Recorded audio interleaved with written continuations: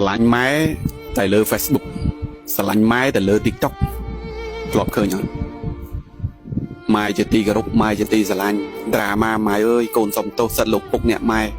ខ្ញុំឃើញច្រើនណាបងប្អូនប៉ុន្តែខ្ញុំមិនវាយតម្លៃទេខ្ញុំចង់ឲ្យបងប្អូនពិចារណាលើពាក្យខ្ញុំមួយចំនួនថាបើសិនជាជាក់ស្ដែងវាល្អដូចលើបណ្ដាញម្លេះគ្រួសារមិនដឹងថាមានស្នាមញញឹមមានសុភមង្គលប៉ុណ្ណា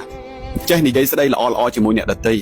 ហេតុអីបើគ្រាន់តែនិយាយស្ដីជាមួយនឹងឪពុកម្ដាយចាស់ឬមួយក៏សមាជិកគ្រួសារនឹងឲ្យបានល្អផងបាននៅខាងក្រៅសិតតែលោកពូអ្នកមីងបងប្រុសបងស្រីអ៊ំប្រុសអ៊ំស្រីគ្រប់មេគ្រប់ទៀនប៉ុន្តែឪពុកម្ដាយពេលខ្លះនិយាយដូចចាប់តាំងកថាបងប្អូនខ្ញុំឃើញជាក់ស្ដែងហ្មងកាលពីកូននៅតូចកូននិយាយព្រោះនិយាយភាសាឲ្យកូនរៀនសូត្រចេះដឹងចុងក្រោយកូនយកចំណេះដឹងដែលមានយកមកប្រើប្រាស់ជាមួយនឹងឪពុកម្ដាយវិញពេលខ្លះមិនមែនទៅណែនាំអប់រំអ្នកដទៃទេមកអប់រំណែនាំតែឪពុកម្ដាយខ្លួនឯងកន្លែងហ្នឹងឯងដែលខ្ញុំនិយាយថាបើយើងមិនបានជួយជោគជួយចែវបើយើងមិនបានជួយយឹតយោងគ្រួសារទាំងមូលទេយើងកុំធ្វើឲ្យគាត់ទឹកភ្នែកយើងកុំបំផ្លាញទឹកចិត្តគាត់លះបង់ណាស់ឪពុកម្ដាយខ្លះតស៊ូតាំងពីសម័យសង្គ្រាមរហូតដល់កូនអាយុ40 50ឆ្នាំហើយសួរថាការតស៊ូរបស់គាត់កម្រិតណាបេះពីមាត់ពង្រត់ពីកផ្គត់ផ្គង់ផ្ដល់ឲ្យកូនលំបាកយ៉ាងណាក៏ផ្ដល់ឲ្យកូនកតាខ្លះកូនច្រើនពេកបែងចែកឲ្យកូនវាមិនគ្រប់ជ្រុងជ្រោយផ្ដល់ឲ្យកូនមិនបានគ្រប់គ្នាស្មើភាពគ្នាកូនក៏ចំណែនគ្នានេះគ្នាក៏ចាត់ទុកថាឪពុកម្ដាយស្រឡាញ់កូនមិនស្មើគ្នាទៀតក៏មានដែរបើសិនជាមានឪពុកមានម្ដាយនៅរស់ខ្ញុំយល់ថាសំណាងណាពីព្រោះអីគ្មានការធ្វើបុណ្យណាដែលល្អប្រសើរជាងការធ្វើបុណ្យជាមួយនឹងឪពុកម្ដាយដែលគាត់កំពុងតែមានជីវិតគាត់អាចដើរបានគាត់អាចហូបបានគាត់អាចមើលឃើញគាត់អាចរីករាយហើយគាត់អាចមានសុភមង្គលគាត់អាចមានស្នាមញញឹមជាមួយនឹងជីវិតគាត់បានខ្ញុំយល់ថាគ្មានការងារណាដែលមានតម្លៃជាងហ្នឹង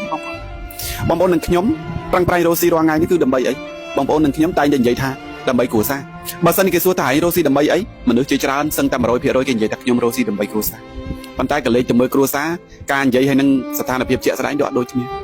គ្រួសារពេលខ្លះរស់នៅផ្សេងប្រពន្ធរស់នៅផ្សេងប្តីរស់នៅផ្សេងកូនរស់នៅផ្សេងឪពុករស់នៅផ្សេងម្ដាយរស់នៅផ្សេងហ្នឹងហើយដើម្បីគ្រួសារខ្ញុំចង់ប្រាប់បងប្អូនថាទោះបីបងប្អូនរកស៊ីដើម្បីអីមិនសំខាន់ទេសំខាន់តន់មានវត្តមានពួកគាត់មានប្រពន្ធមានកូនមានឪពុកមានម្ដាយមានបងមានប្អូនគឺជាពេលវេលាមួយដូចជាខែប្រជុំខែអីនេះបងប្អូនអាចលៃលោកសម្រាប់ជួបជុំឪពុកម្ដាយដែលនៅរស់គឺជាឪពុកម្ដាយយើងដ៏ពិតប្រាកដ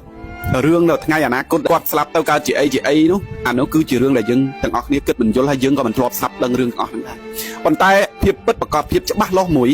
គឺឪពុកម្ដាយដែលកំពុងតែហូបបានដើរបានមើលឃើញគឺជាឪពុកម្ដាយយើងដ៏ពិតប្រាកដបើសិនជាបងប្អូនធ្វើបុណ្យធ្វើទានជាមួយនឹងឪពុកម្ដាយព្រះរស់នៅផ្ទះនេះគឺជាព្រះដ៏ពិតប្រាកដគឺជាមនុស្សដែលពិតប្រាកដ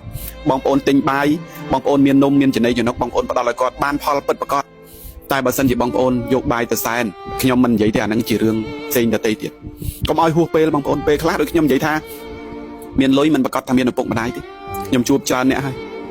រស់ស៊ីដើម្បីម៉ែឪរហូតដល់អត់មានម៉ែឪហើយក៏នៅតែរស់ស៊ីហើយនៅតែប្រើពាក្យថារស់ស៊ីដើម្បីម៉ែឪទៀតរស់ស៊ីដើម្បីប្រពន្ធកូនរហូតដល់អត់មានប្រពន្ធអត់មានកូនហើយក៏នៅរស់ស៊ីដើម្បីប្រពន្ធកូនទៀតឈប់កុហកខ្លួនឯងទៅ